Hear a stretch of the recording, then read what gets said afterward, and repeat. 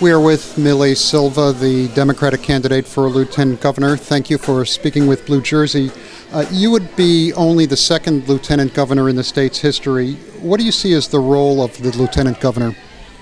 The role of the Lieutenant Governor is to be the person who's going to stand side by side with our Governor Buono and to make sure that her vision and her plan for rebuilding the middle class and moving New Jersey to a better place, that plan becomes a reality. And so really being with her side by side as we build together our team that's going to make sure that we do things like move forward with increasing the minimum wage tied to the cost of living, something that Chris Christie vetoed.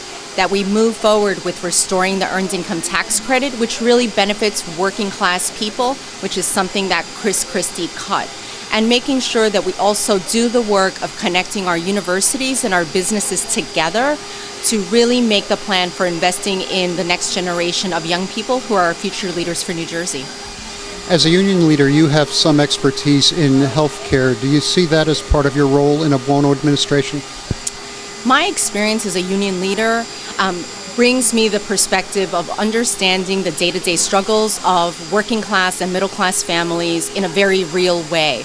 I represent healthcare workers who understand what it means to leave their house in the morning to go take care of someone else, and yet when they come home, they have income insecurity. They're worried about what's going to happen in terms of increased costs to their health insurance benefits. They are concerned about what's going to happen with pension benefits and their ability to retire.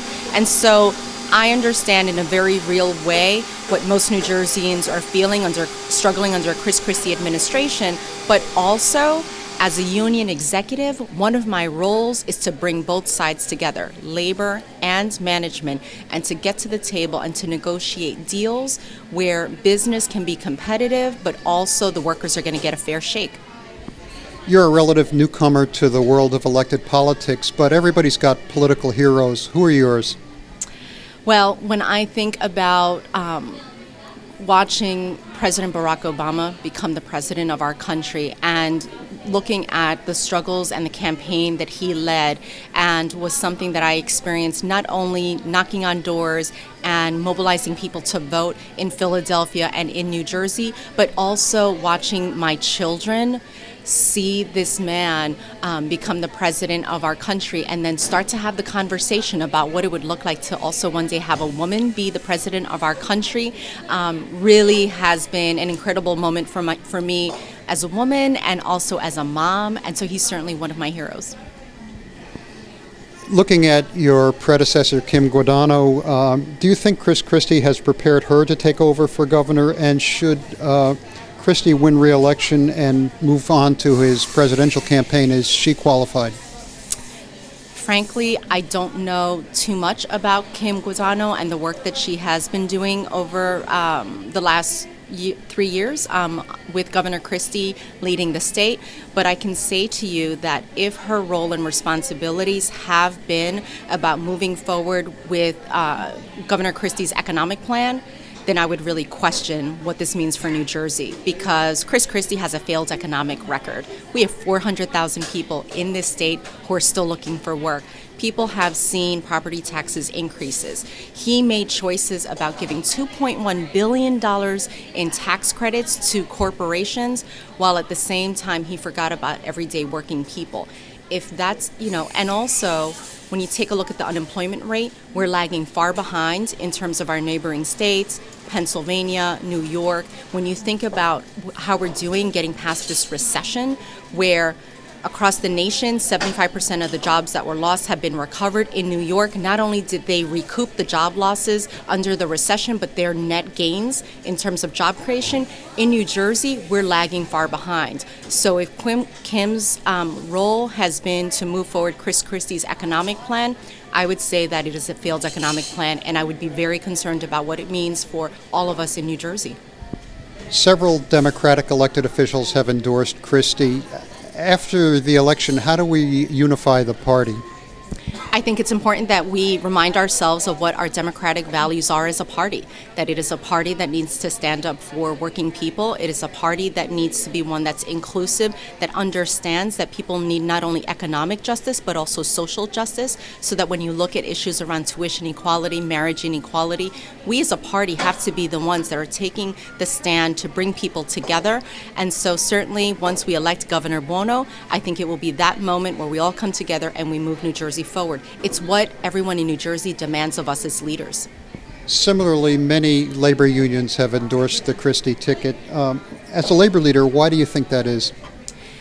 From my perspective, I think what's important is that as labor leaders, we remind ourselves about our role to make sure that our members are at a better place in terms of their ability to care for their families. So I think about all of the union members across the state of New Jersey, particularly our teachers, our firefighters, our law enforcement workers, our educators, and other public sector workers who are struggling. And I think as union leaders, we need to make sure that we mobilize members to come out to vote on November 5th, and that they are voting to stand up for the issues that they care about. And that means standing with Barbara Buono, who has a plan to take care of everyday working people.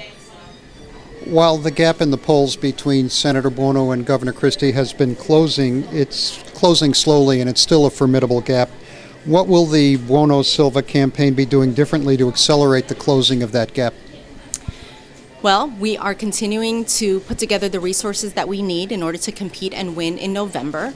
Senator Buono and I are traveling to every corner of the state, connecting with everyday New Jerseyans in their communities, in their neighborhoods, and having the conversation that there is an alternative to a Chris Christie administration, and it is one that it will put them first. On issues like marriage equality, minimum wage, gun safety, and many others, more New Jerseyans support the Buono approach than the Christie approach. Is your campaign being as effective as it can in getting out the message to the people of New Jersey? I think that we are organizing volunteers to go out there and to reach out to people in their neighborhoods, in their communities, to get the message out that Senator Buono believes that it is important that we have social justice in addition to having economic security. And so we're going to get the message out there on these very important issues. And folks have to remember, at the end of the day, there are more than 700,000 Democratic voters in the state of New Jersey. We are a blue state. It is not yet Labor Day. After Labor Day, what people are going to realize is children are back at school. It's time for us to refocus on this election in November and to make sure that we are doing everything we can to make sure and keep New Jersey a blue state. Some people, including folks on our blog, have been criticizing your campaign about the number and locations of appearances. Are you running a 21-county campaign, and will there be an increase in the presence of you and Senator Buono after Labor Day? I can tell you that on the day of the announcement of my running as Lieutenant Governor with Barbara Buono, the very next day we're down in Willingboro. I have been traveling to neighborhoods up and down the state. Senator Buono is doing the same. And so this is a campaign about making sure that New Jersey voters across our 21 counties understand and have an opportunity to hear what our message is and make sure that on November 5th, they're electing the team that's prepared to stand up for them. Cory Booker has been friendly with the governor, but he has endorsed the Buono-Silva ticket. Have there been campaign discussions with Booker, and what kind of support do you expect from him either before or after the October election? I think that it is important that our now Senate nominee, Cory Booker, focus on getting himself elected as the next U.S. Senator for the state of New Jersey, and then certainly we will then have the conversation about what it looks like for us to partner together and to make sure that there is yet another Democratic victory on November 5th. And final question, what is your message to the progressive community about the Buono-Silva ticket? That if you are tired of a Chris Christie administration where what you are seeing is that he has a dynamic of bullying anyone who stands up against him, who really believes that it is okay to take a far-right position on issues such as gun violence, marriage equality, that he has taken a stand against unions, that he has stood and taken positions against everyday working class people. You now have the opportunity to elect two women leaders who are progressive, who believe that now is our moment to really reshape New Jersey and restore it to the values that really make New Jersey a wonderful place to live. Millie Silva, thank you very much and good luck. Thank you so much.